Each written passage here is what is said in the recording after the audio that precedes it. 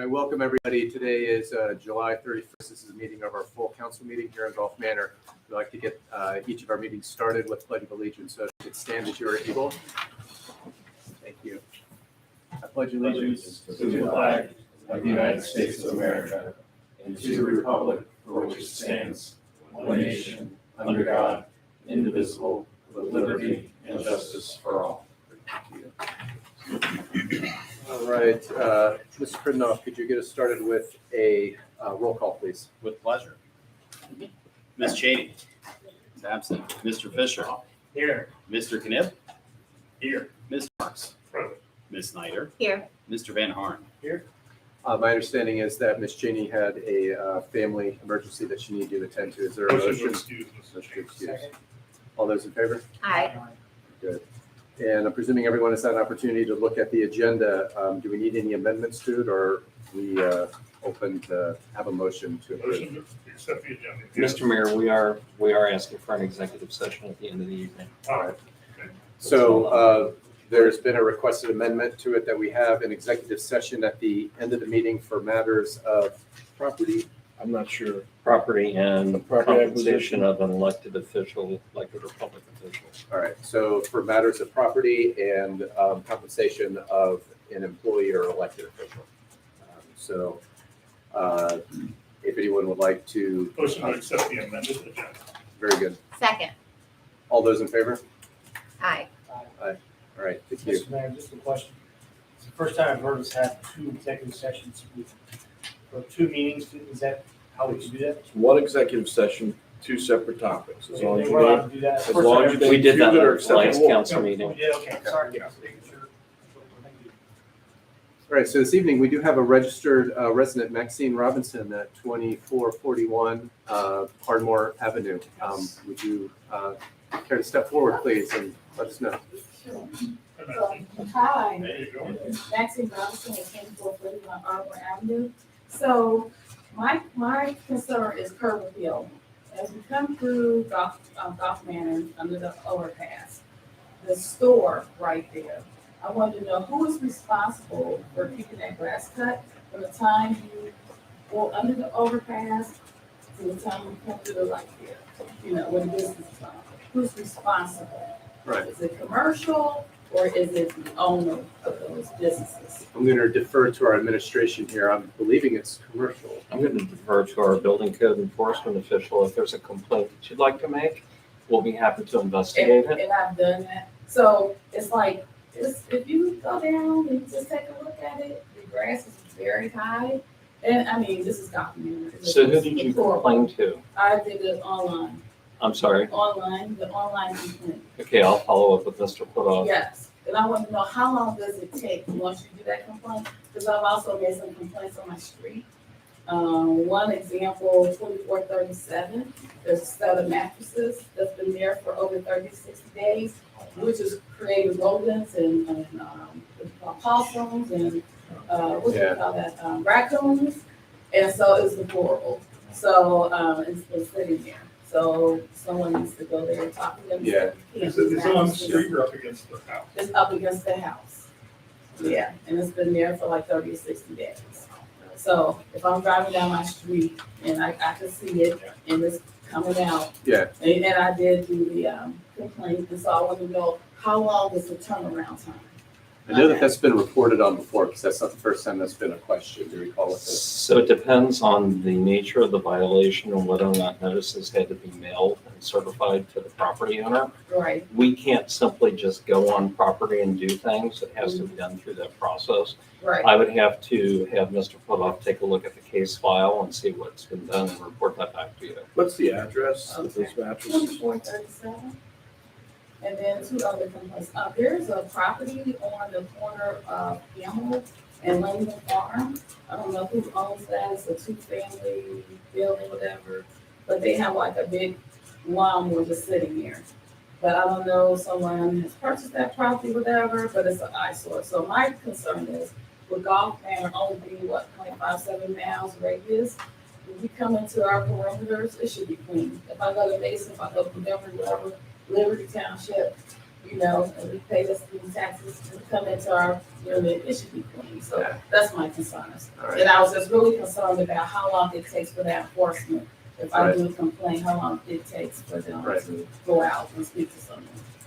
We will make sure that you get a phone call as soon as the administration talks with the code enforcement official. And I'll be back from vacation next week. Do you have a higher code enforcement?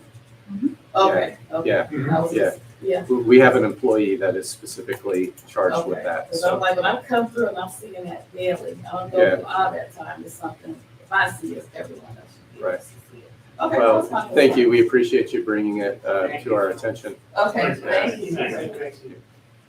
Go ahead and ask. Which street is that, 2437?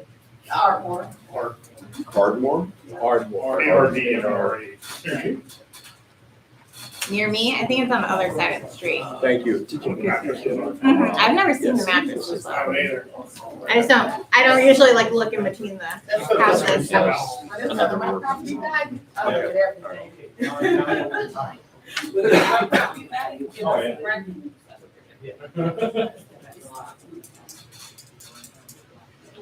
All right, let's see, I'm presuming everyone has had an opportunity to look at the minutes to be approved for this evening. We have June 26, 23 minutes as well as minutes from the public hearing. Do we have a motion to accept or to amend? Motion to accept the 26-23 council minutes. I'll second that. All those in favor? Aye. Objection, I'll take that as unanimous. What about the 6/26/23 public hearing? Motion to approve, 6/26/23 public hearing. Second. All those in favor? Aye. Objection, I take that as unanimous. Thank you. Great. All right, my understanding is that Chief Meter will not be here today, so He will report on June and July at the next meeting. all right, very good. I say in the past, he has emailed his report when he hasn't been able to attend. So, so he will present that at the next meeting. I've got several pieces of information to make sure it's made public here in my report. One, Paul Plotzker, I believe is how you pronounce his name, has been reaching out to me about having a annual blood drive at Gulf Manor Synagogue. He was having some trouble working with Hawksworth. I reached out to Hawksworth. The issue was that they're very low staffed, and they wanted to do basically, I think, comes down to more high profile kind of blood drives rather than being out here in Gulf Manor. But we were able to work something out, so they are going to be able to. The issue is having a mobile unit come out specifically on a Sunday has been the issue, which is it's hard for them to coordinate that. They've done it in the past for Gulf Manor, and looks like we'll be able to do that again this year, to at least have it at Gulf Manor Synagogue. So that's going to be the 17th of December at the Gulf Manor Synagogue, and I'm sure there'll be more announcements made about that as we get closer to December. The also while talking to Hawksworth, their representative, their outreach representative, they were very keen on having a partnership with Gulf Manor to help get out the word about other blood drives that they're doing. And in the course of that, one of the things that was discussed is that they're going to have their annual 9th annual golf outing at Los Angeles Country Club. All right, so I can get the date on that. I don't have the date in front of me right now. I apologize. Actually, I'm going to look it up real quickly because that'd be the best time for me to let you know what it is. Let's see here.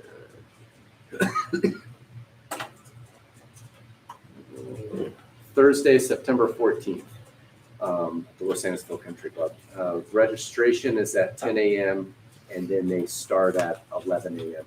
There's a lot of different tiers as far as sponsoring the event. So it's a fundraiser, all right, making money for the Hawksworth Center, which, if you're wondering about Red Cross and Hawksworth and what the relationship was, I got the deep dive on the comparison and contrast of the two organizations. So Hawksworth is the Cincinnati area, all right? They're a local organization and everything. Red Cross, when you give it the Red Cross, it does not go to residents of Cincinnati in this area. It goes out, it is an international organization. It's a great organization. I don't mean to like talk bad about Red Cross or whatever, but I do want to lift up Hawksworth as being our local blood donation place that actually gets blood to our local hospitals. They're partnered like the Children's Hospital and everything. So they're a great organization. So if you can support them and feel inclined to join that golf outing and would like more information, let me know. I can also make sure that we get that on our village website. The Mayor's Tree Program, I've received a lot of applications, and I'm going to go ahead and make announcements on who has been granted a tree through that program. I'm also going to announce a second round as well. I continue to get applications literally weekly from folks, all right? So it's been hard for me to say, okay, now we're going to stop everything. I do need to say, now we're going to stop because we've had all these people that have already, applied. I don't think it's fair for them to wait until October and then say, now we're going to have a raffle of who gets a tree.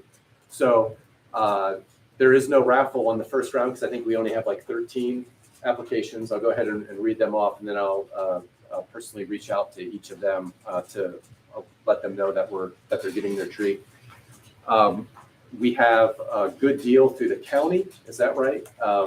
Thanks to Mr. Pridnoff and the administration for bringing that to my attention. So we're actually able to get more trees out to people than we initially thought, or I initially thought was going to be possible.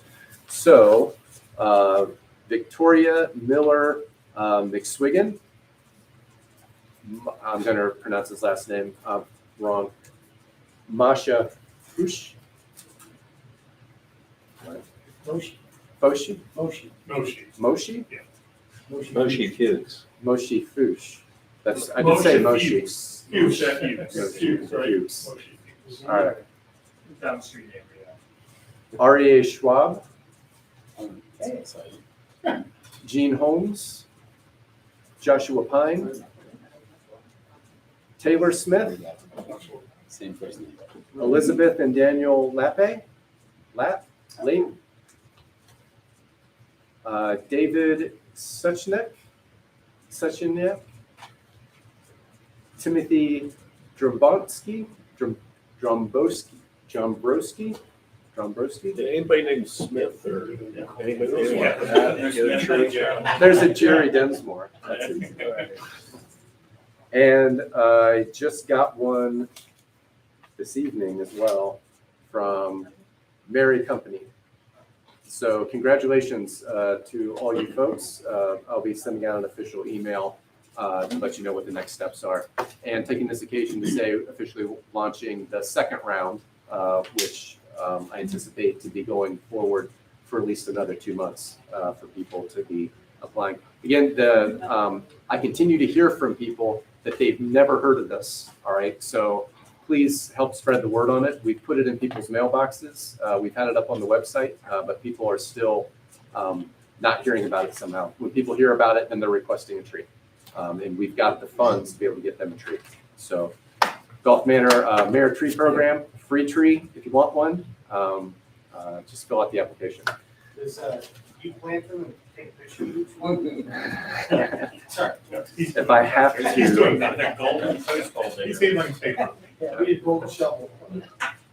There'll be a special election on August 8th. I'm hoping everybody is aware of that. We want to encourage people to participate in our democratic process. I'm sure the administration will speak more about what that day will look like in terms of access to the voting booth. I was asked to attend a training with Acting Chief Captain Reed on police social worker co-response teams. He was aware that I was interested in that. I want to thank him for that and for attending that and checking that out. I'm looking forward to further conversations on that topic. I was able to attend that. So, Findlay Market, their marketing communications coordinator reached out to me and asked that we help spread the word, which was, she had me at what is for as soon as I saw what the topic was, which is free delivery for customers using SNAP and EBT. All right, so we want to get that word out to everyone. If if you use Findlay Market or you don't and would like to, and you have SNAP or EBT, they're accepting, thanks to a generous donation, free delivery from Findlay Market if you have SNAP or EBT. All right, so I want to get the word out again. I'll try to make sure that gets up on our village website as well. I have a community engagement report. Our Bryant Bussey, our chair of community engagement, is not going to be able to be here this evening, so at that time I'll read his report for him. And I believe that is all. I want to thank everyone that helped make the July 4th festivities possible. And one of the things I don't like about this is I always leave somebody out. All right. And actually, I think I was more probably up to date on it back when we had our original council meeting planned. And then I just saw this note today to myself and was like, oh yeah, I got to make sure that I touch on all these folks. First off, I want to thank Acting Chief Captain Reed for all that he did putting that together, and our department for the officers that were present there. The Ray Hedger, does that name ring a bell to anyone? And Danny Knipp for the music, making that all possible. Were you the person who was telling me about Ray? Or no? Oh, yeah. Okay. Right. He So- he helped put up all the tents. All right. He was one of the people that helped do that and blistering heat, so. Very It was good. very nice to have some help to organize and get all that stuff put up. Want to thank the administration for everything that they did in making that possible. The parade was followed by a picnic in the park, which is what we're talking about, that had free food and beer. We want to thank that our welcome party that got contact information for just about everyone in attendance, which helps greatly in getting the word out about future events. That There was no team, free beer, there was no free beer there? Am I reading notes from like Beer last year? though. Beer vendor. There was beer available, it was not free. It was Yeah, I illegal, misread that. we It followed was all legal free aspects food, of that free distribution. food, comma, and beer. Right. And yes. Commas very critical. The comma needs to be vocalized, right? Let's see, so Susan and Nova Ramsey and Elaine Moxkowitz were part of that greeting team, so I want to thank them very much. We had help with setup, and I think, you're gonna have, please correct me if I'm wrong, my confidence level is in my reading last year's notes is what I'm worried about. So if I read something, if I name someone who actually had nothing to do with this, but last year's event, please bring that to my attention, all right? We had help with setup and decorations from Sherry and George Ranson and son Zach, as well as our own councilman Roger Van Harn. Okay, so maybe this is this year's notes, good. And we want to thank Dana Moore Wessel and all the kids that helped in the concession stand. I know Dana was training folks, including my two kids, on how to use the cotton candy and icy maker to serve folks. And now I'm clear it is this year's notes. Yeah, they didn't do that last year. All right. And a drum roll, please, for the free food. Yidi Weispicker, am I pronouncing it? Weispicker, was stationed at the grill all day long. Want to thank him for that, and the hot dogs and the apple. That was last year. That was last year. We changed it up this year. Okay. But it was all cooked at the synagogue and then packaged up and brought over, so there's a lot of names there that maybe David on it. Yeah, I believe I was on him that day, and he was very busy, but I was on him that day asking for what the names were to thank, and then he directed me to REA, and then I did not. Will Herzog, David Fisher, Eric Breedenoff. To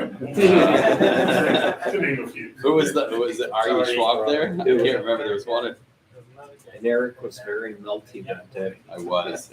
Who was the other guy? Who was it? Say it again. I don't remember. Okay.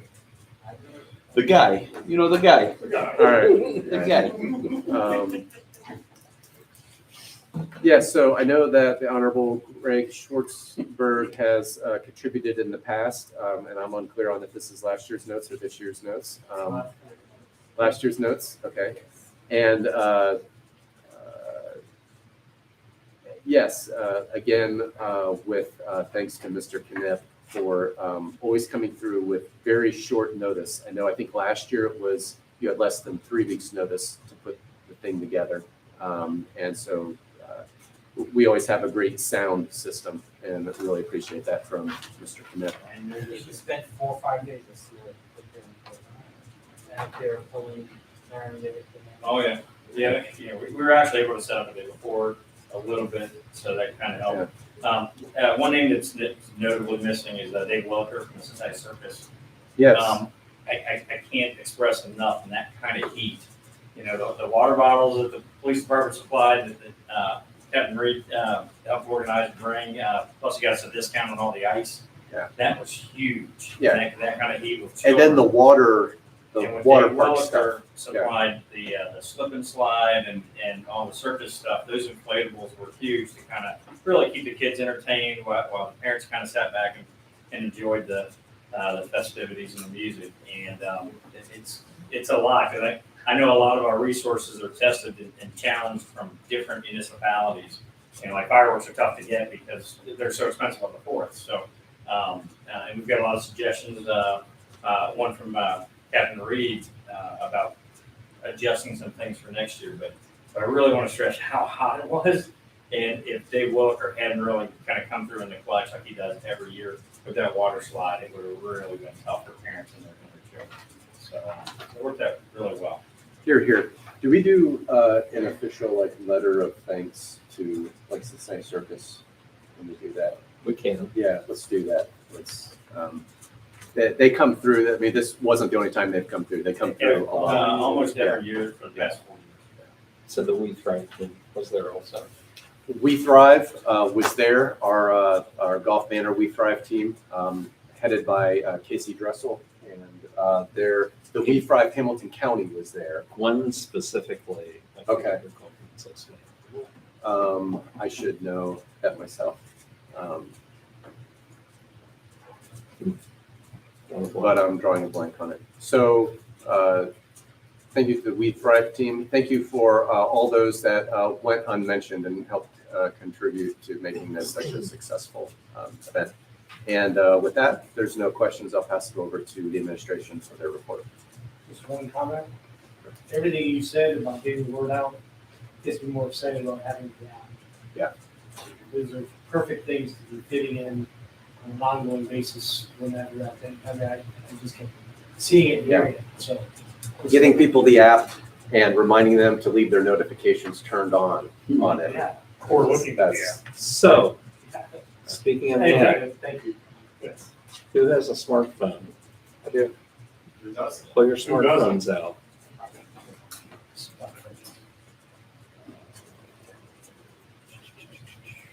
Our store? No, you're gonna scan a QR code. I'll find them. QR code on the website. Excuse me.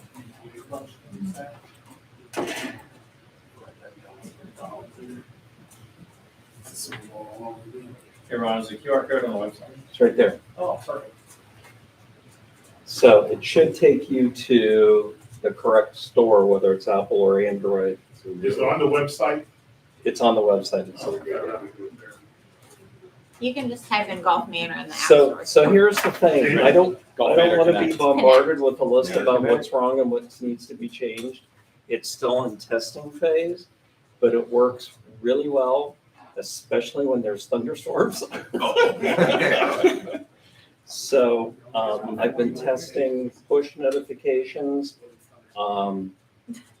We put, I don't know if these will show up when you're just signing in, but the article that Eric did on finances was a push notification.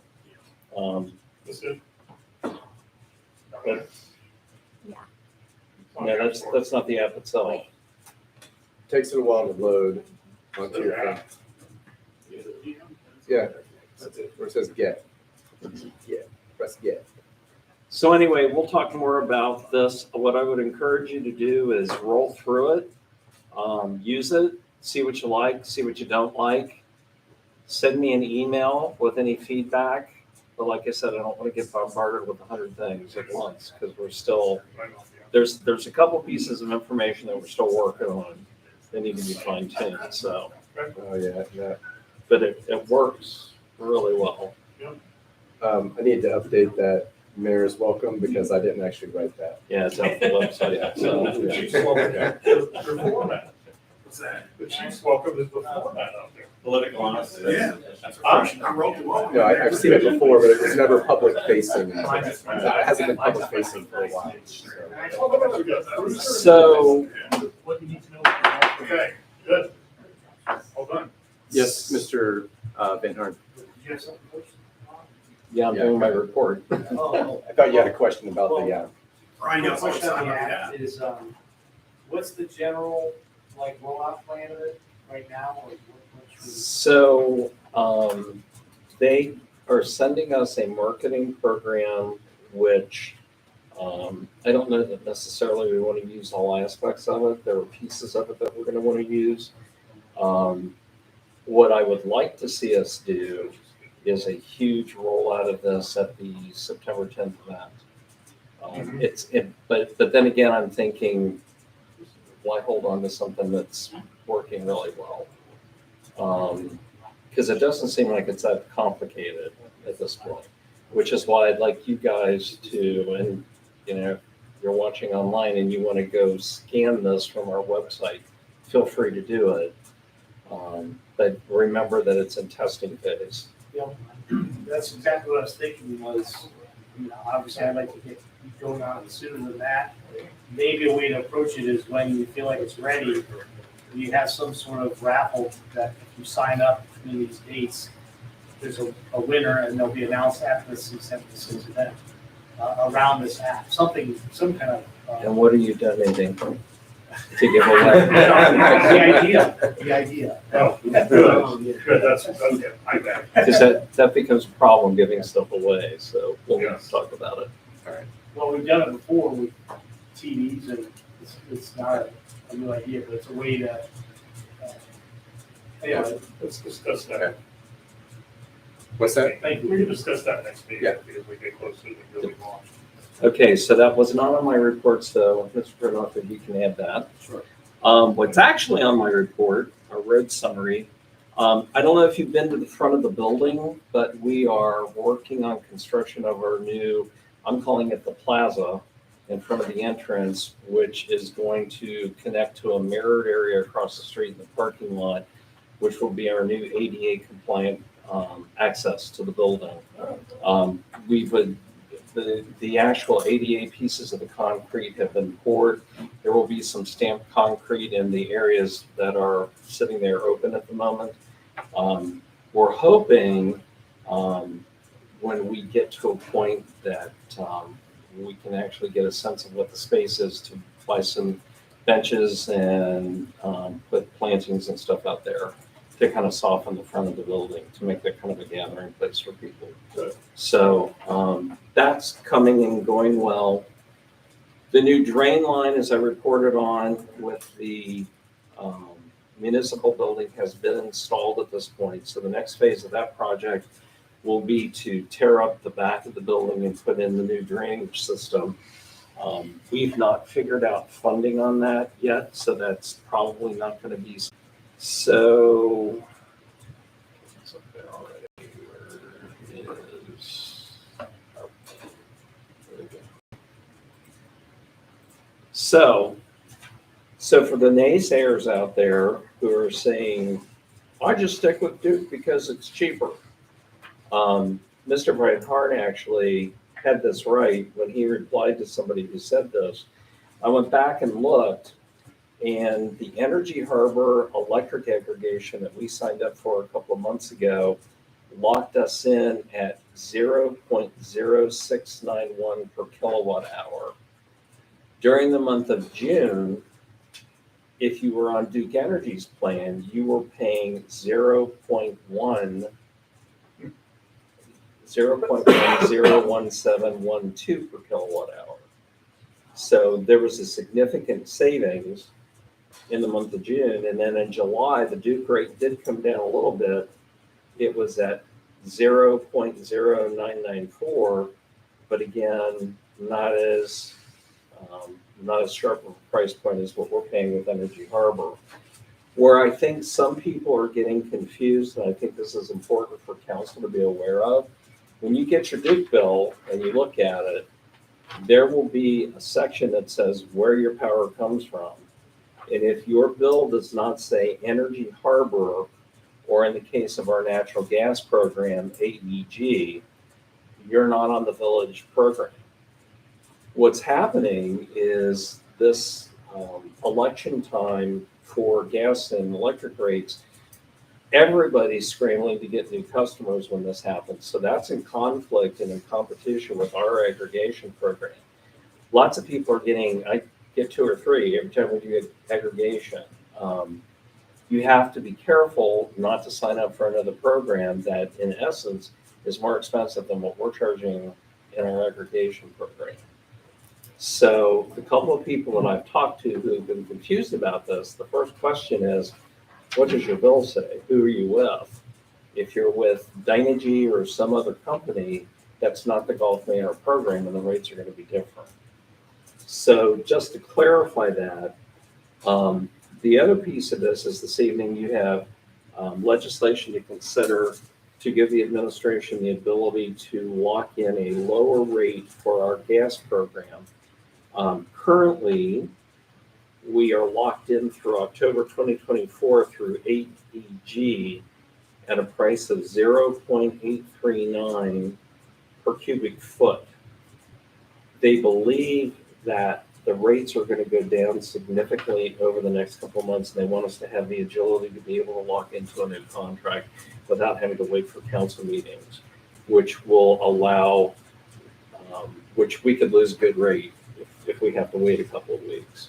So that's, Mr. Butler will explain that. Mr. Butler has talked to the aggregation people, and I don't know if you have any more clarification on that issue. No, actually, you summed it up. Okay. That's aggregation. As the mayor stated, we do have an election coming up on Tuesday, August 8th. We will go into election mode here at the building, so the south parking lot will be all handicap parking. Folks who are voting will enter at the rear of the community hall, and we've asked the Cincinnati Circus to limit their parking to the upper end of Wheaton, so we have plenty of spaces for people to park. I suspect there's not going to be that much traffic that day, but we're prepared in case there is traffic. Polls open at 6:30 a.m., close at 7:30 p.m. Both Gulf Manor A and B will be in Community Hall. And if you go to our website, there is a tab for the election. It'll show the sample ballots for Gulf Manor A and B. Finally, wanted to give an update on Volunteer Park. I'm pleased to announce that the shade sail and amphitheater improvements have all been completed at this point. The playground shade sail is a fortunate situation. Less than 48 hours after it was installed, and we hadn't even written a check yet to pay for it, it was vandalized during the night on a Sunday night. Our police department, and I'll let Captain Reed speak to this, believes that it happened in an evening that we had other activities with juveniles going on in the village with stolen vehicles, putting a taxing amount of work on our police department. So usually we have 2 officers in an evening. The administration has given the police department the authority to go ahead and bring in 3 people when necessary in the evenings, and I believe we're looking at that continuing until school starts. Yes. So it's unfortunate because, first of all, our stuff's getting torn up. Secondly, the perpetrators of this are not necessarily from our community. They're coming from adjacent communities. But the The biggest thing that I think we as a body, the administration and then council needs to communicate to our residents that people need to be personally responsible for what their kids are doing. Minors need to be supervised. And when you see some of the comments that have been posted on Go Golf Manor, people are like, well, you need to put up more lights. Well, you need to put up more cameras. Well, you need to put up more fences.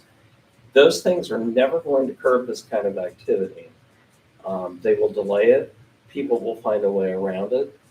The biggest issue is personal accountability and people controlling the people that they're responsible for watching and mentoring. So I don't know specifically how you get that message out to the community, but I think it's a conversation we all need to have. What's disheartening is we spend a lot of time looking for money and trying to find ways to make these improvements. And within a 48-hour, a $15,000 piece of merchandise that was a grant to us has been altered. It has to be repaired. So that act in itself is deplorable. The other piece of that is I now have a maintenance department who had to spend a day taking that back down. We'll have to spend time repairing it and then spending another day putting it back up. So essentially there's 3 days of wasted time for things that we should be doing. So I don't know how council would like to, or if council wishes to address the situation, but I think it's worth having a conversation. As we continue to make improvements in the park, this is going to become a bigger issue. And Captain, would you like to speak on the issue?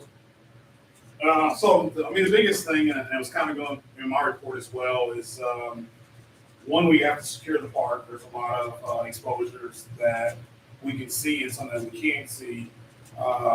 Another issue is the backside of the railroad tracks. And once we shore up the front, we still have issues with people accessing the park from the back after hours. And I think the chief kind of misspoke when he said he didn't want the fencing back up to prevent the police department from getting in there. It's more of we need to get in there and have means of driving around once we're in there. The biggest thing is curfew, kind of like the administrator said. We've got to enforce the curfew. People have to be accountable for their children. I don't want to become this stern agency where we're arresting everybody and charging everybody, but we're to the point where property is being damaged, vehicles are being stolen, lives are being tremendously affected by juveniles that are 14 and 15 years old because parents aren't parenting. So we're going to have to step in and intervene and do something. The biggest thing for the park is the lack of lighting. You should be able to drive out the park, look in the park, and see everything that's going on in the park. But you can't do that. At night, you drive out the park, it's completely pitch black. You have no idea who's in there. You have no idea what's going on. And we as a police department, we're walking in. We really can't even see what we're walking into or who's waiting for us. And that's a problem. We can have a flashlight and everything else, but they've already got the drop on us if they're in a park hiding and we can't see them. So we really have to fix this. And as the administrator said, we can build the fence, we can buy the lights, but until we get a bigger grasp on the juvenile problem, we're not going to really fix this. So we're going to have to get almost to a zero tolerance with this curfew. And what that will look like is parents will be picking their kids up in 2020, and eventually incorrigible youth charges will be filed against adults, and they'll be going to the justice system. And we really don't want to do that, but that's kind of relieving us from recourse.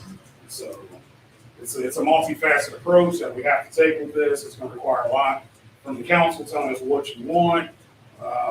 Once you shore it up, obviously we'll have to figure out personnel-wise to ensure the security of the park, but there's some stuff the village will have to give us as well to make that happen. So with this, carding juveniles 2020, that's a loss of personnel from the village that could be here patrolling, answering calls of service, and doing other things that now we have to play chauffeur back and forth to 2020 because parents won't keep their children at home. So then one other thing I want to do, as we talk about now, is the ordinance is attached in the administrator's report. It's also attached in my report. We need to make sure with the solicitor, if this is the ordinance that we want, and that it's shored up and that it's enforceable, and that we have no issues, because this is gonna be a priority. You talking about parking? The juvenile ordinance, or the curfew ordinance. The minor ordinance, it's in the packet for this evening for the executive committee. It was updated last week. Oh, okay. So I mean, I think it's fine, Rob, we need to make sure, We just need to, yeah, it's there. we just need to make I can sure get a before copy we of it for start, you. you know, we're all on the same page, we know what we're doing, and that, you know, we're ahead of any kind of issue that may arise. But, I mean, we've identified problems, and we will. So what we're going to immediately do is Mr. Putoff is working with Knowles Fence to figure out what the cost is going to be to replace the fence that was taken down last year. The other thing that putting the fence back up creates another whole host of problems. One of them is the fact that the police department is responsible for opening and closing the park every day. And if the officers on duty are not available at opening time and at closing time, we have people knocking on the door saying, "Why isn't the park open?" Well, we're out busting criminals.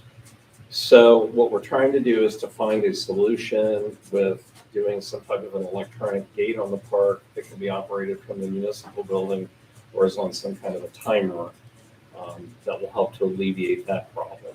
It'll still need to be monitored, but we're trying to figure out ways of being able to have an artificial intelligence solution to it rather than the issues we've had in the past.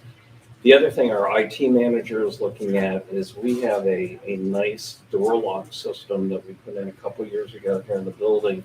We believe that is expandable to the restrooms in the park.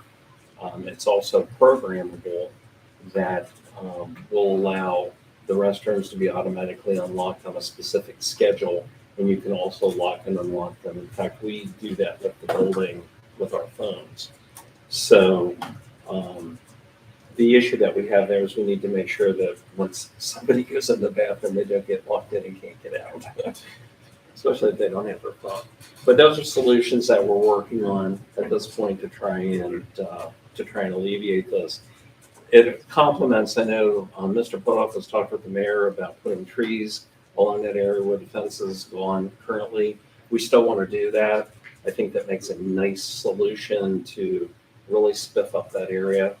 But we believe that fence is going to cost between $8,000 and $10,000 to replace.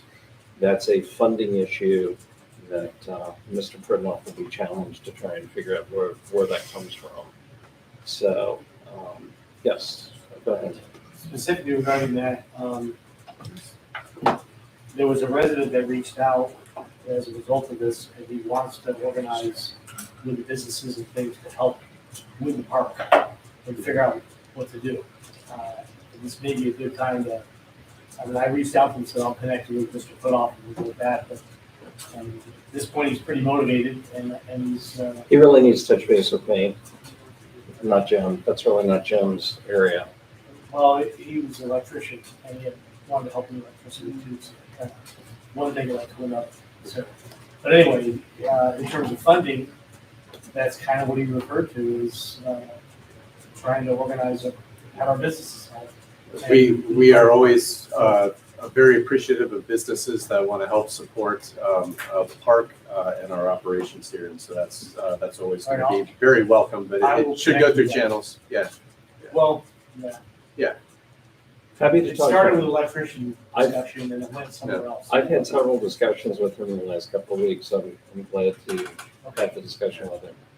Okay. I was briefed on some of this. I think it was last week. Maybe it was the week before. And I'm very excited by some of the points. Just wanted to re-highlight them.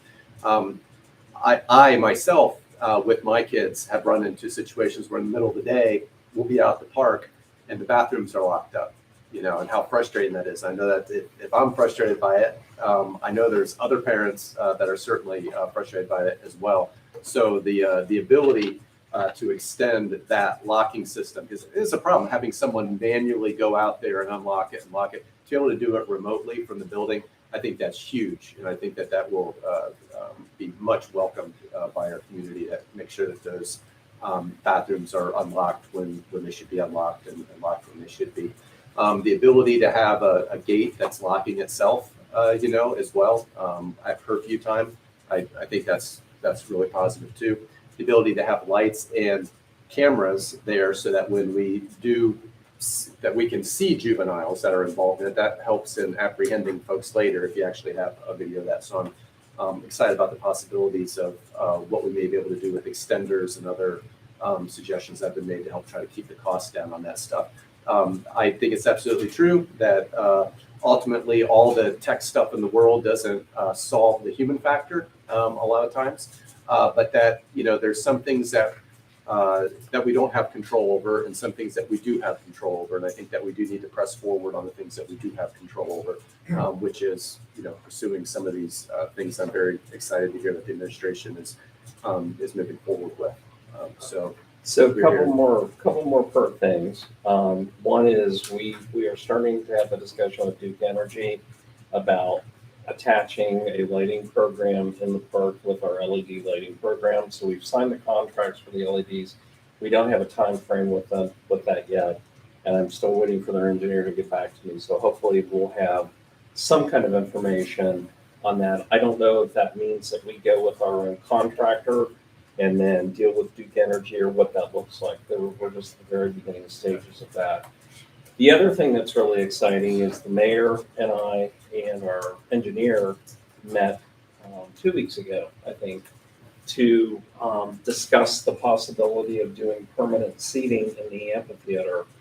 You may recall, you may not recall, but in the original plan for the amphitheater, there was a concept of having semicircles of concrete that are 3 or 4 feet wide where you could sit a lawn chair and which would be level, and then it would slope down and you'd have grass, and mom and dad can sit in the lawn chair with the cooler, kids can lay on the grass with a blanket. So there are a couple of good opportunities, a couple of good suggestions, a couple of good examples, that's the word I'm looking for, that we've seen where we can build some walls that actually are like benches and do that step down process. What we're hoping to do is step one is to survey the land, because we don't know what's there. We don't know what's required in terms of anchoring whatever we put in so it doesn't slide down the hill. Secondly, we need to cost it out, figure out what the cost is. That's likely a project bigger than what our maintenance crew can deal with. So we'll need to figure out how to actually build it and how to fund it. The thing that's exciting about this is you should take a moment, go over to the park, go stand on the stage and do a puppet show. But notice that the space is defined with that shade over the amphitheater. It totally transforms it. You can actually say, we got something here with us. The mayor would like to see us be able to do something other than just concerts in there, as Shakespeare festivals and drama and stuff like that. So we have the ability to even build a stage with various kinds of materials that can make this a really nice venue for us. So that all goes to then the idea of, if we make it, how do we get them to come and how do we program it? And that has to be a part of our thinking too, is, I think our goal for next year, we would hope to do another concert in September of 2024. We would hope to have the seating in place by 2024. But what do we do with this amphitheater the rest of the year? How do we program it? How do we get things to be presented in there on a regular basis? I think there's opportunity. We just need to work through it. So it's not all bad. There's a lot of good. If you haven't had the opportunity, I would encourage not just council members here, but any residents in general. If you haven't had the opportunity yet, please go down and take a look at where the shade sails are in the park. It really is very transformative of the look down there. The staging area looks really great with that there.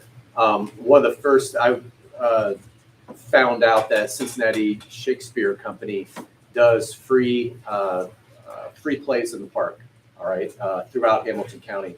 And I reached out to them thinking like maybe next year this could be something once we have our theater all set up, to find out what the cost of that to a municipality is. And it's what I learned is that it's $1,500 for one performance, and that's something that I believe we could probably, I believe that or probably many members of council could reach out and find a donor to cover that cost so that the municipality isn't actually covering that cost. They have dates available this year where we could do that.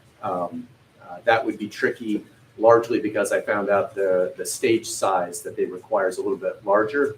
But I was able, when we were having a meeting with the engineer, that topic came up. Can we extend the stage that we have? And that's, I believe, Mr. Putoff is saying, we're going to go ahead and do that because it's good for a lot of reasons to be able to extend that. One of the exciting pieces is that you recognize that there's drains that are kind of in front of there. We can pull it out in front of those drains so that they're still draining, but you can actually be walking above it, and it gives us more space for bands and for other folks. Another exciting piece of this, talking about doing it in stages. I know that, correct. There has been a lot of support in the community around completing the walking path around there. It's probably in the top 3 things that I hear that folks feel is a priority for that. That's going to happen, all right? Not this year, unfortunately. I was hopeful that we'd be able to make it happen this year before the celebration event. The thing is, if we're going to do these tiered seating within the amphitheater, if we put a sidewalk in before that, my understanding is it could just get torn up while they're driving out to do that. So the idea was that we go ahead and do the tiered seating, and then when that's completed, go ahead and finish the sidewalk piece that goes around. There would still be a period of time where the gravel driveway would remain a gravel driveway. So the walk that goes all the way around it would be more horseshoe shaped that connects to that.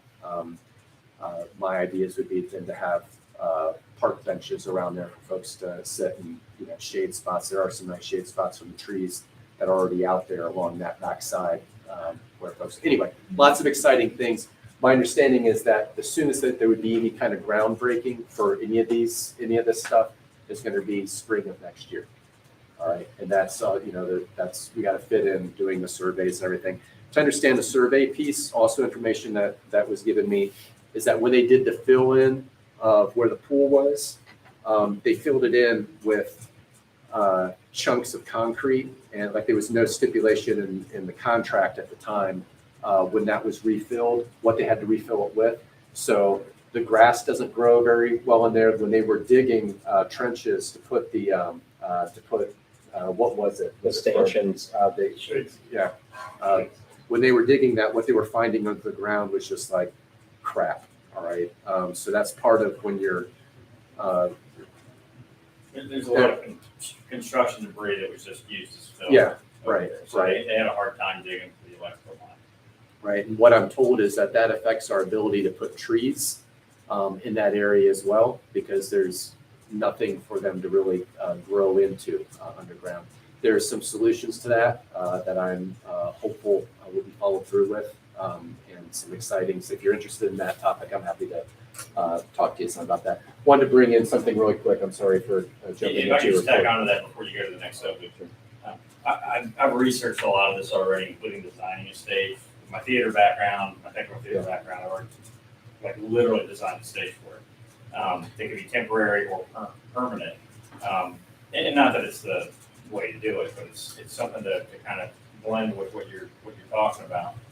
Because I've also found a park that actually has already done the tiered seating system, and I have pictures of it. It's King Park up in Westchester. They have an amphitheater there, and I've got pictures of that, how they kind of did that stuff. It's very interesting. We don't have the land that they do, but they do kind of tear it down, put just a small wall, and then it's level for wheelchairs to come down, people to sit with each one of these larger steps, 3 to 4 feet, and probably what you're working with. And I've got pictures and lots of research I've already done on that. So I would love to be involved with kind of walking through that to see what's going to be the best use. Yeah. And you're absolutely right with that sidewalk. If we're looking at how we're going to use that park in the future, really looking at the side, where the gravel road ends and behind the backstop all the way to the stage, a lot of times that's where people are going to come in with big trucks and offload. So, and or park. So we might want to watch where we put a sidewalk over there. If we're tight to the ball field, that gives us extra parking over there. That kind of forethought is really good. But the Shakespeare Festival, I think, is a great idea. And once we do have a facility, you've got a lot of local musicians and local artists who are just looking for something to perform, sometimes just with the trucks, but it seems like we have to build it, planning on that in the future, that if we're gonna have big events and trucks with equipment, we've already had it, there has to be a place they can either cross over, Right, and it right. has to be built to. So that piece about So piece about and again, we're talking years out at this point if we're talking about groundbreaking in spring of next year, just for the beginning stage of this.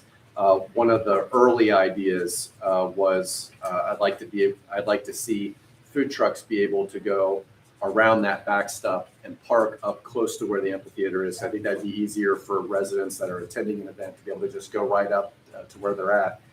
And so I was thinking it'd be great to have, you have your walking path, but then on that back part extended large enough where you can have trucks parked along there so people can be walking and then assessing the trucks there.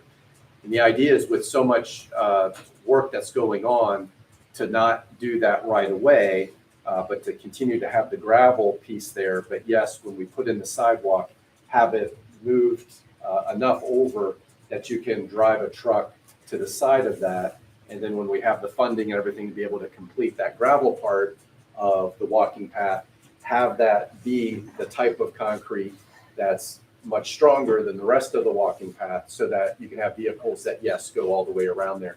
And I was happy that Jim agreed to meet with me. One of the questions was, can you get a truck around that backstop? And off the top of my head, I was like, oh, I don't know. Can you get a truck You around can that? get the bigger panel trucks back there. Yeah, so we went out and we looked at it and we're grateful to Semis see. for larger that. events, we have to go behind second base. Yeah. But if we move, because I've measured all this, if we move the backstop forward probably 5-10 feet, it's probably not a huge expense. But that would change that dynamic. Very efficient. I'm conscientious of everyone's time this Yeah. evening, and thank you for your indulgence with us. Want to make one more comment to Acting Chief Captain Reed's statements about the security in the park and everything. I've had residents with suggestions about that, and I really appreciate your openness to meet with me and talking about something. I don't want to get into it and open council and everything, but I'd like to meet with you and share some of those ideas that have been presented. And That's that it, it? my report. awesome. Fiscal report, please. Any questions? One last thing I'd like to follow up, I will donate something for the app, if you want to do that for that. I'll publicly state that. If you want to do a raffle, I will make a donation to help Okay. make that. So, We'll hold and you then, to it. I guess I'll ask the other question too. So for the fiscal report, do you want me to read the whole thing again, so that, because it has to be voted on to be accepted? So who was all here for the finance Was meeting? was everyone here for finance? All council members were here for finance committee. Is that correct? All right. So the question on the table is that the fiscal report was gone over in detail during the finance committee meeting. So we would like to just basically put it to a vote here in full council without going back into the details of that again. Is there any objection? Basically attach it to our minutes. Correct. That's Correct. what I'm planning on doing. Okay. So just need a motion to accept the financial report? Motion to accept financial second, June 20. All those in favor? Aye. Without objection, I take that as unanimous. Thank you. Save some time. Yeah, Mr. Van Hart. Save us some time. Okay. All right. It's the end of report. And the report, very good. So, Captain Reed. Okay, I'll make mine quick. Monthly mayor's court report, not much to report on, so. Total to the city, $2,857.00. Total to the state, $936.50. Total to other, $31.50. For a total revenue of $3,825.00. Send the mayor's report. Any questions? Thank you. So we need a motion to accept. Motion to accept the mayor's report. Second. All those in favor? Without objection, I take that as unanimous. Activity reports? Activity report was submitted to the packet. Any comments or summary? Yeah, I mean, well, so every month we include like training that officers have attended. We attended our annual Ohio Tactical Officer Association training up in Sandusky, where the officers receive pretty much free training. We pay for a one-time admission fee, and then that covers training and everything from building injuries to different shooting, high liability areas, things of that nature, instructor certifications and so forth. There's a large vendor show that exposes us to new tools and tricks of the trade that we can partake in every year. Detective Matthews went out to Arlington, Virginia to NCMEC, which is the National Center for Missing and Exploited Children. She's the latest of our senior officers to attend the, it's called the Purple Course. It's protect, prevent, reduce. It's a course they put together. It's an executive series about their facility, their resources, their tools, and just stronger building our partnership between the PD and NCMEC. So that was all free. That was all covered by a grant from the Department of Justice. Additionally, let's see, personnel, fully staffed still. Everybody's healthy and working. All equipment is operational with no major disruptions in services this month. Unit 218 will be going out of service this month and will be sold. That will be replaced by Unit 124 sometime in early January, February of 24. Two things. The parking issue that was brought up last council, the maximum consecutive days, probably the biggest issue that we have in Gulf Manor. Spoke with the solicitor. We're going to change some minor verbiage in the ordinance. I'm going to propose that to council. I don't really see it being an issue, but it'll be huge for us. We're basically looking at taking away, you got to actually move your car. You know, there's no more of this like, oh, I moved it 6 inches, so we'll play this game again in 3 days. You know, you've actually got to move your car. So we're looking at that. And the biggest thing is the curfew ordinance right now. It's in the packet for everybody's review. If there's any questions or concerns about that, please let me know. I just want to get with the solicitor one more time to make sure that we're pretty much airtight on that. I mean, it seems like it is, and I'll talk to Director Bell from the detention center, and we'll just start parting away juveniles that are out. I don't really want to do that, but it's the only way that we're really going to get a grip on this, because I promise you, the juveniles that are out after 11 and 12 o'clock, if they're not coming from work, they're causing problems. There are a few that are working, and that is an exception to the ordinance, and that is fine. Generally, the rule is when we get out to talk to you, we take out running, we probably shouldn't be out. So we're gonna really crack down on that. Other than that, everything's good. And, if you need us, we're here for you. I think I ended it with 2 things: exterior lighting on your homes, cameras. Please consider cameras. If you have any questions, my number is in the report. Feel free to call me. I will gladly come out and talk to you, assist you, guide you, anything I can do for you. So on the issue of cameras, note that we now have a flock camera, which is down at Stover. Yes, we have a portable camera that is currently on Stover, but it will be moved throughout the village. So for now, it's at Stover and Rosedale. So we should be able to see anybody down there. Other thing is, I have up on screen, Captain Reed did an enhanced canine report. There's a lot of stuff here that if you get an opportunity, look in the packet. I think this is really helpful. So I appreciate you putting this together. For the sake of the parents that don't know that there's a curfew or don't know what the time the curfew is, could you reiterate that for? Yeah, sure. So curfew hours are Sunday, Monday, Tuesday, Wednesday, and Thursday, 11 p.m. until 5 a.m.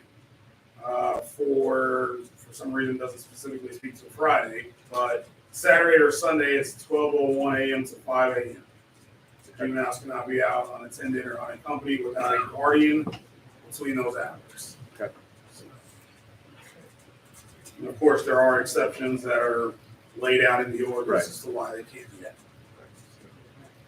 Any other questions for Acting Chief Captain Reed? All right, thank you, sir. Thank you. Mr. Butler. Good evening. There's several pieces of legislation in your packet.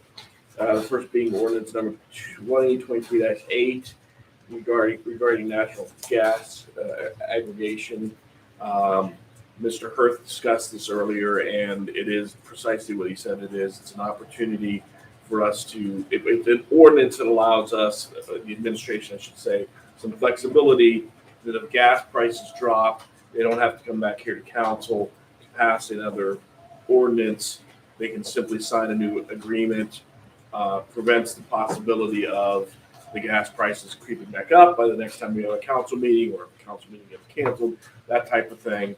I think it's a very good proactive move. It was requested by Energy Alliances. That's our company that does this for us. I think it's a very good proactive move. Surprising that they're anticipating the gas prices dropping during the winter, but regardless, that's what they're looking at. Even if they're not anticipating, it's probably a really good idea. Okay. So I need a motion to read by title only. Motion to read 2023-8 by title only. Second. All those in favor? Aye.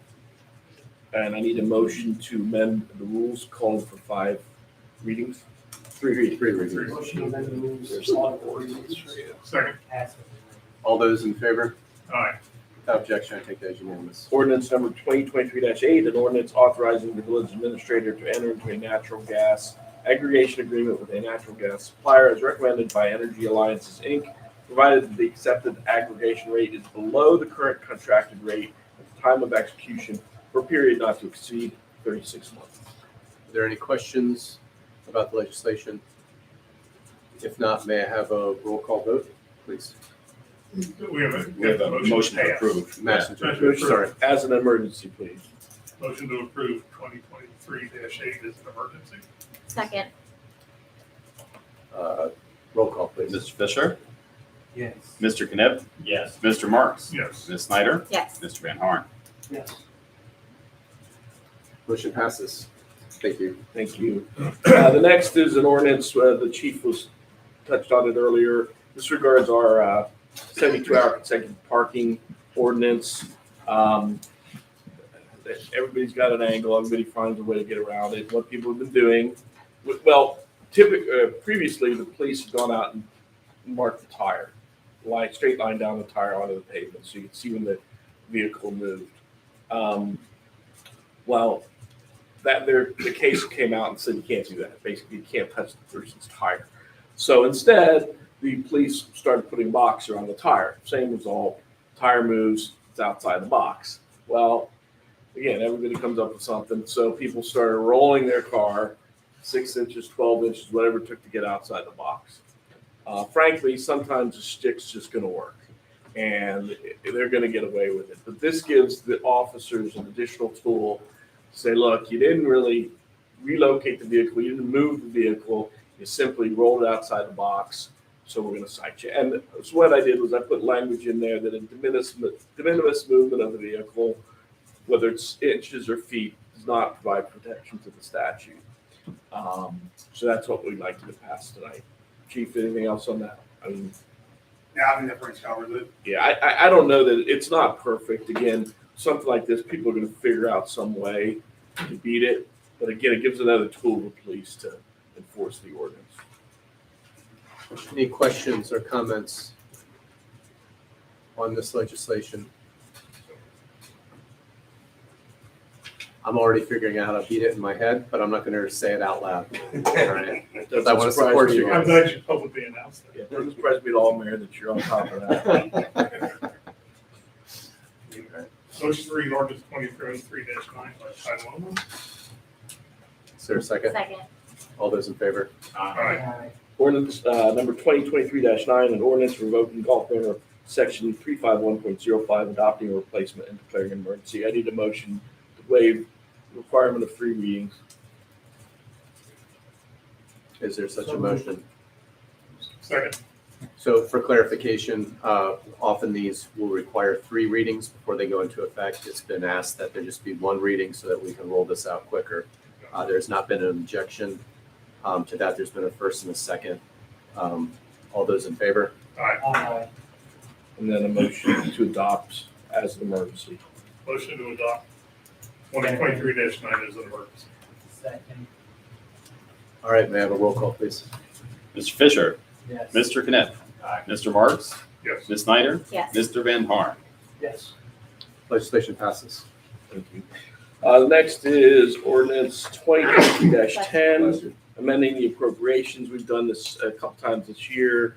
Mr. Brittenhoff has made some determinations that the appropriations need to be adjusted.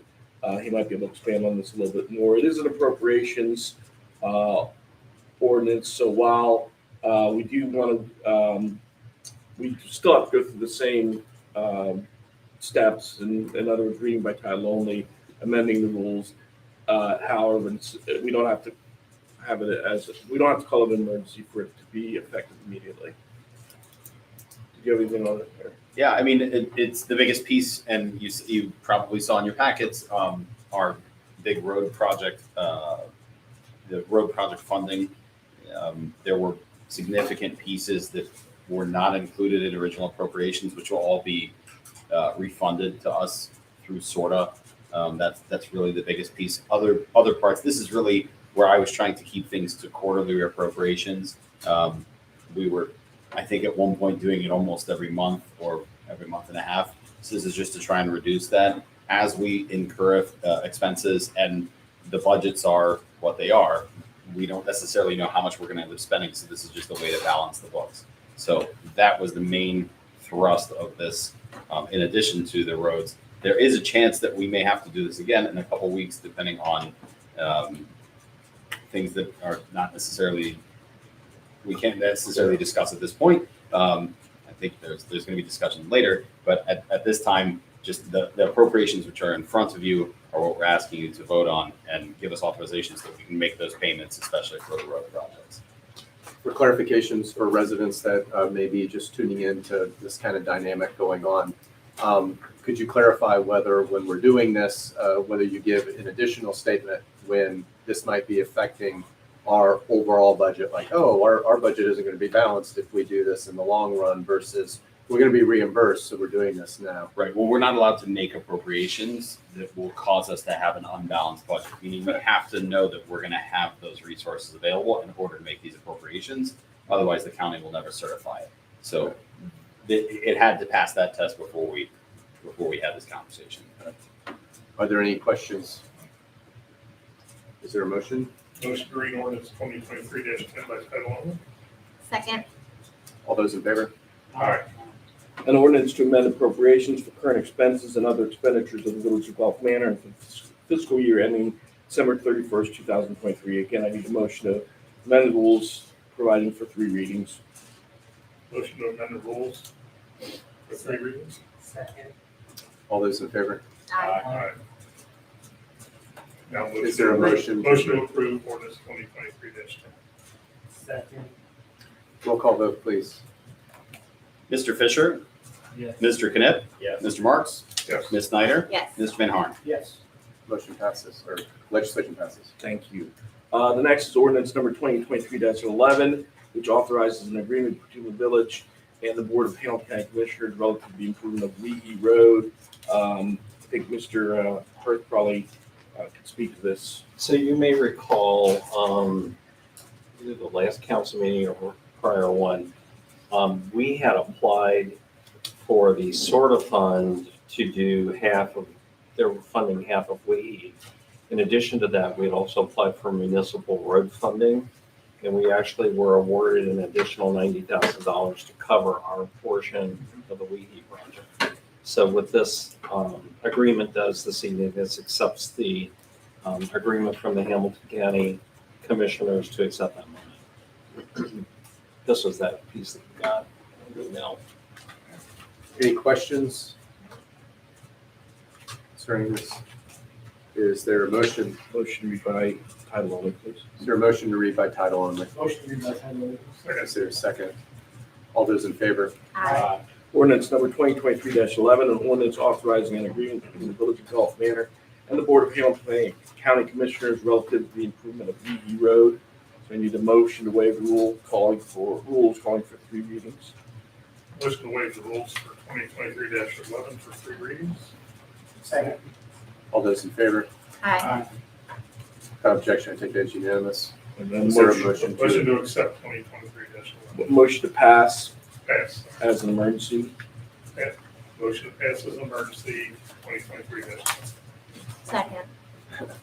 Roll call, please. Mr. Fisher, Yes. Mr. Knipp, Yes. Mr. Marks, Yes. Ms. Snyder, Yes. Mr. Van Horn. Yes. Thank you, everyone. Legislation passes. Okay, Ron, we want to go forward on this one. Oh, yeah, there's It's already in the public record. yeah, there's a piece of this I don't really want to talk about publicly. We got the dry cleaner piece of it. Does that matter? We don't want to talk about that, and we don't need to talk about that. Okay. So, an opportunity landed. Just a second. Go Before ahead. we start discussing it, this is resolution 2023-21, authorizing purchase and sales agreement to acquire 6521B. Sorry, Rob. That's okay. Just so we don't talk about it. 65-12. 6512, that's it. 21. Yeah, It's late. it's late. So I'm sorry. We're ready? Yeah. Okay. So, you may recall we received 2 grants from the county. One was $250,000. The other one was for $400,000. All of that was to be applied to the North Weehee redevelopment project. Out of the $250,000, $150,000 was for the purchase of the Bean property, and the remainder of that money took care of ancillary expenses, and the remainder of that fund is to go towards demolition of that property, which will not cover the entire amount. The second piece was the $400,000 grant. Let me back up. We have received the $250,000 grant in total. So the remainder of that grant is parked in our fund. The second $400,000 we have not drawn against yet. That particular fund needs to be acted upon this year. So we can take advantage of of that amount. We had been hoping to acquire another property, but it has become clear to us in the last couple of weeks that that's not going to happen easily. And the property known as the car wash property became available.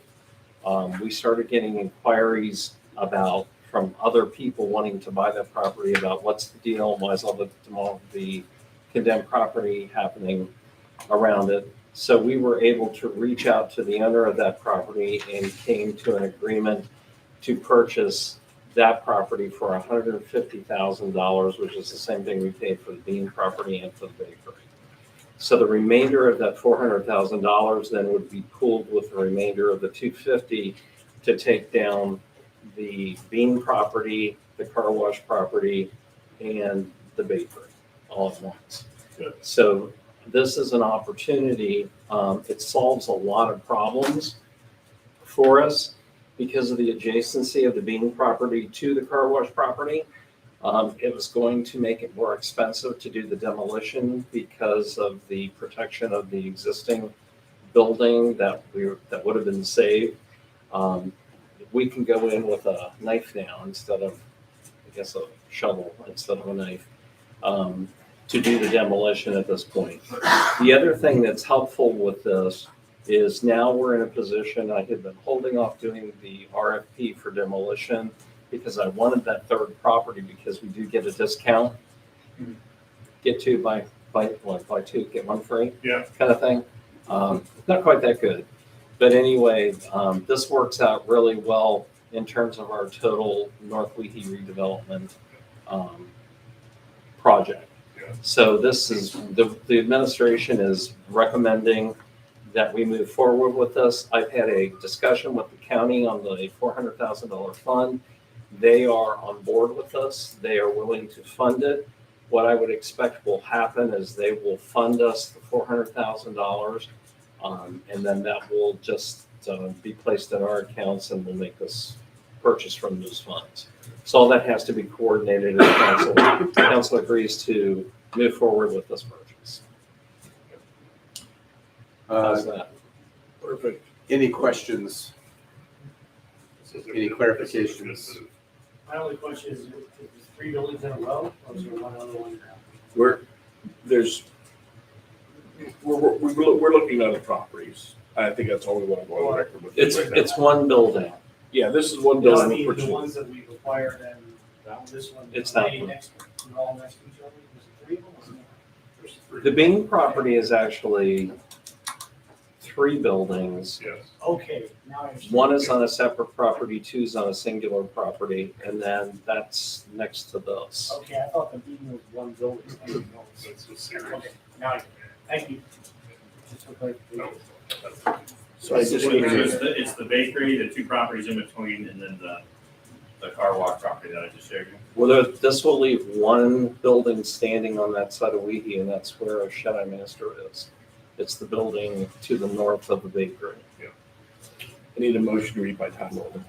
Motion to read by resolution 2023-21, the title. So, All those in favor? Aye.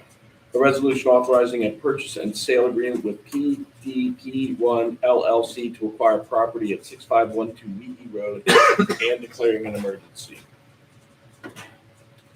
Is there a motion? All I need is a motion to adopt. Motion to adopt resolution 2023-21. second.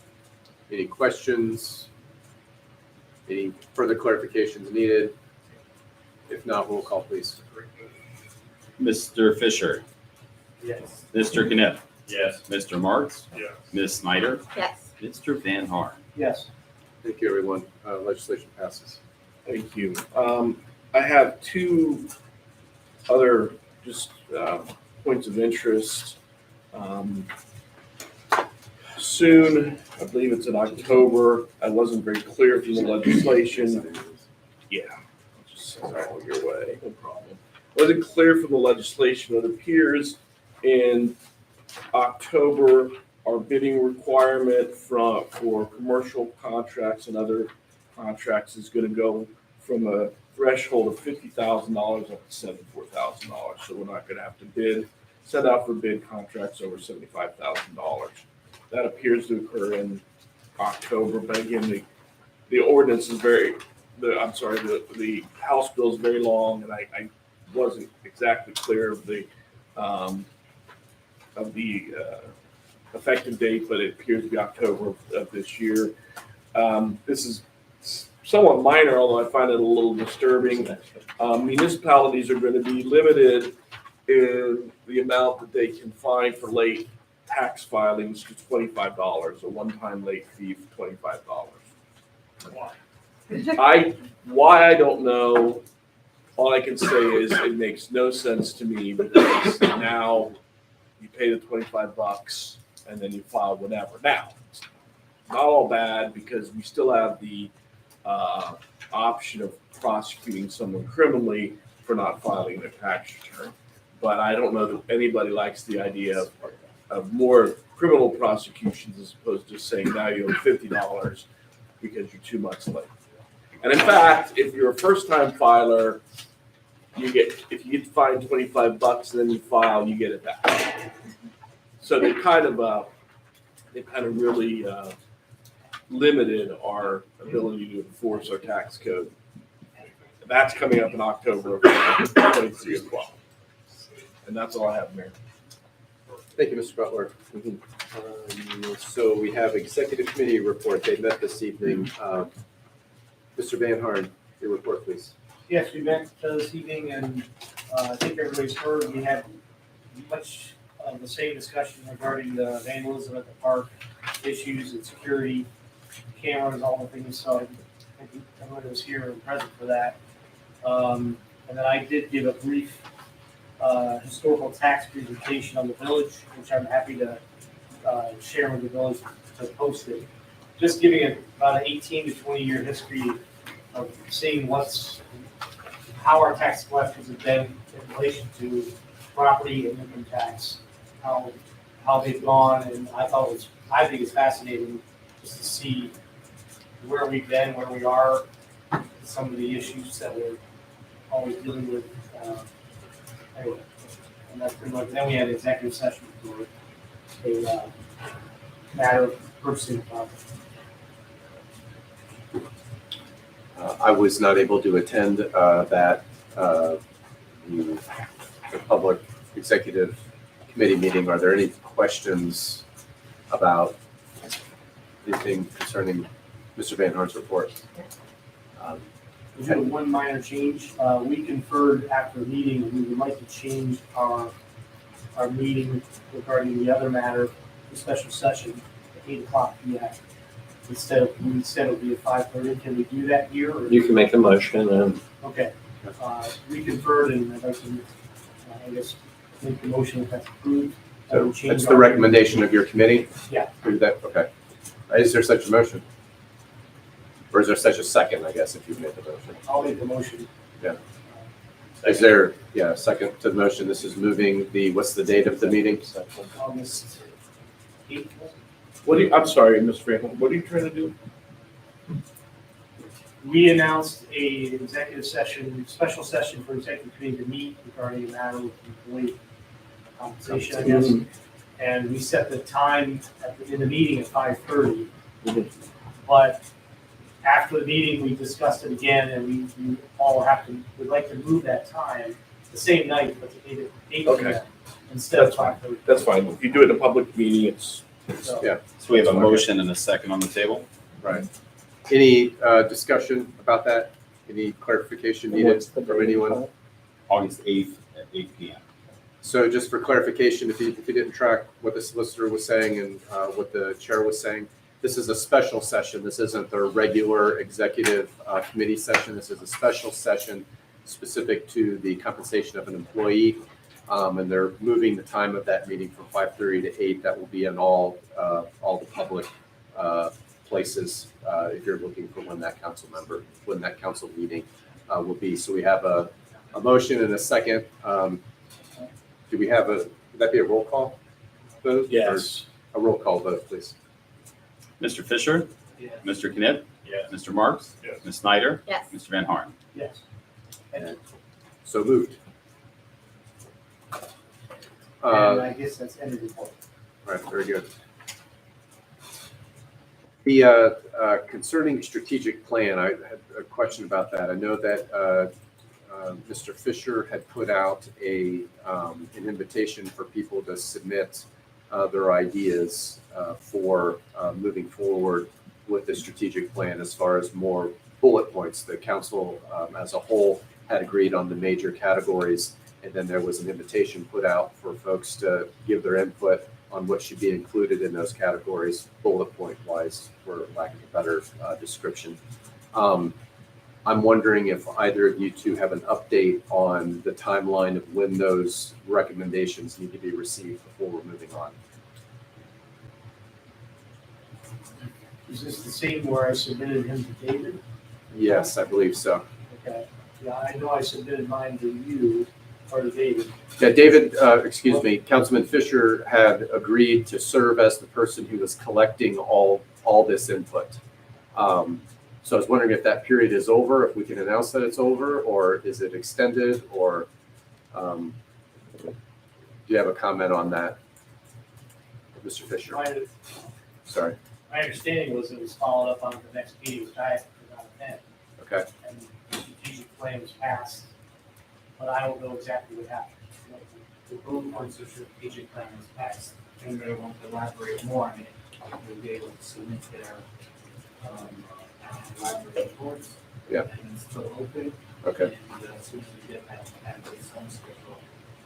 Okay. All right. Very good. I just wanted that clarification. I apologize for bringing that up during the executive report, but I saw that as kind of an executive topic. All right. Great. So, Planning Commission, I see the next scheduled planning commission meeting is for Monday, August 7th at 6:30. And there'll be a hearing on a fence variance request. Is there any more details? Yes, there's a property, 6327 Englewood, I believe that's the corner of Englewood and St. Albans, has requested a fence variance, so that we will be addressing that, what they're intending to do. The letters have been sent out to adjacent property owners. Great. That's all that needs to be reported. All right. Any questions? Great. So Bryant Bussey isn't available to give his community engagement committee report. He sent one to me to read to you, and I will do that now. So the Parks Committee has suggested a survey for park infrastructure improvements to be included in the next summer newsletter to try to reach everyone. So the next summer newsletter, I believe that's, I'm not sure on the timing on that. A suggestion box could be utilized for those that choose to fill out a paper survey and return it. Brian is working with, Mr. Bryant is working with the administration to see where a suggestion box could be placed concerning this. At the most recent Parks meeting, an elderly resident shared some ideas on how to get older residents out of the house and connect with one another. A call for senior engagement could be included in the fall newsletter to create a sort of phone directory if older residents would like to be included and hear about events and ways to connect with each other. Bryant and his wife Sarah have been working on the upcoming newsletter, and it will be ready to send to the printer vendor during the week of August 7th. It should be distributed in late August, early September, and will feature the second wind band concert in the park. A small mention that the Village app will be available for download in the fall, the leaf pickup schedule, and a parks infrastructure improvement survey. If you have any further newsletter ideas or would like to be a contributor, please contact Mr. Bryant. The next community engagement meeting is scheduled for August 8th at 9:30 a.m. And the next Parks Committee is scheduled for August 24th at 6 p.m. Any other questions to pass along to Mr. Bussey? I'm sure he's actually watching tonight. He's on a vacation, family vacation is what's going on. When was the Parks Committee? August Meeting? 24th at 6 p.m. And that's taking place in the park, I assume? I presume that's the ideal spot. Given weather, it would be moved in here. I know in the past they've scheduled the space in here, but then given the weather, they decided to move outside. Any questions? When they complete the newsletter, is there a approval process? I believe it's pretty much it's going with the administration. If the administration has issues with it, then it bounces back to the chair, and they kind of go back and forth with that.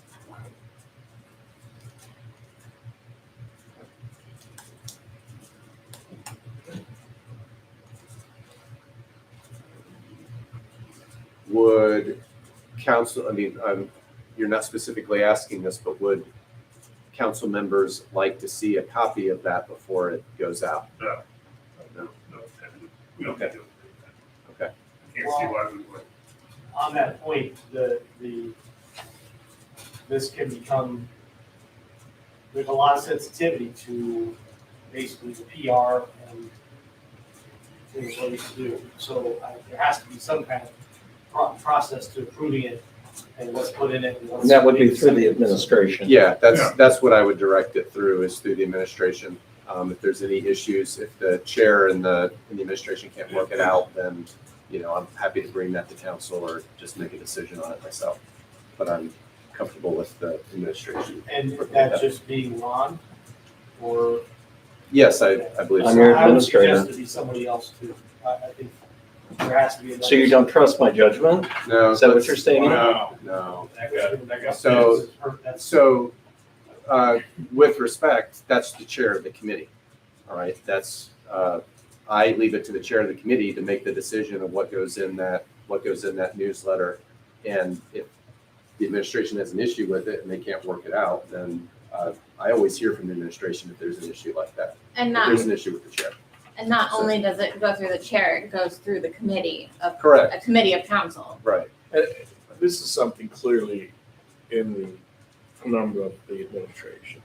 I mean, if you look at the charter, the obligations of the council are legislation, budget, things like that.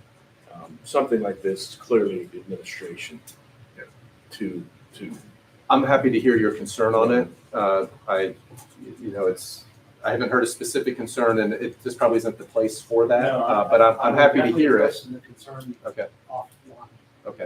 It's- You'll share that with me also? Absolutely, I would. I Absolutely. would. That should also be shared with Mr. Buffy. Yeah, that's what I'm saying. This committee. All right. So, sorry, everyone. Okay. Finance Committee. Mr. Fisher met with the Finance Committee, Chair of the Finance Committee this evening. So we passed the financial packet, and we're ready to go back then, and the other report is that we was approaching activity on the back end. All transactions that we tried to unfortunately do a block based on the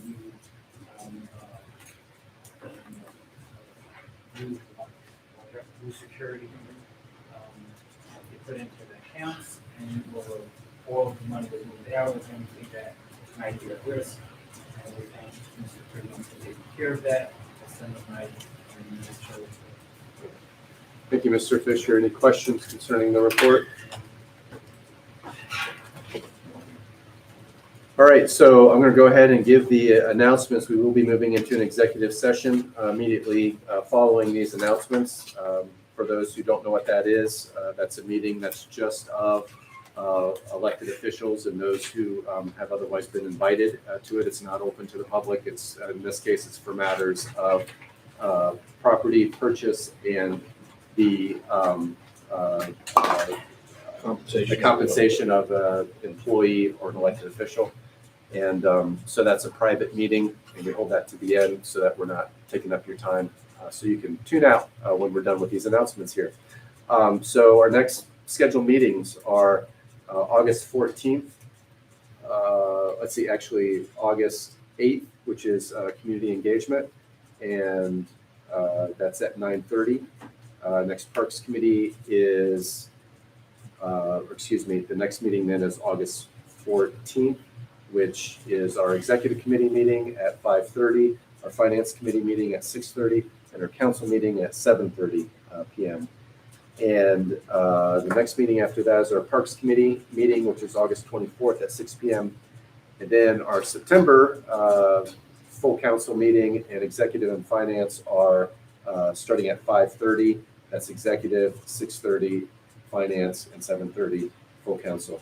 Any other announcements before we? I'm not, with the executive session, I'd like to, if it's okay, invite Mr. Sinley and Mr. Michelson to at least the property purchase portion, since they were part of the executive session. I don't know about the compensation point, so maybe Okay, if we can accept them, I'd like to invite them for that part. without objection. the council can have anybody they wish. I, in I, the yeah, meeting. but then would they If the other Council can invite anyone in. I mean, you personally can say, I'd like them in, Okay, but that's really what I'm it's saying. up to I suggest council. that we- the council that Is we- there, if there's Right. any, and I think it's just basically, is there any objection to that being here? And that's what I was asking. Oh, sorry. Was- yeah. So without objection, then we would allow them, we would invite them to attend this. And otherwise, that's, we're going to go dark here as far as our internet broadcast.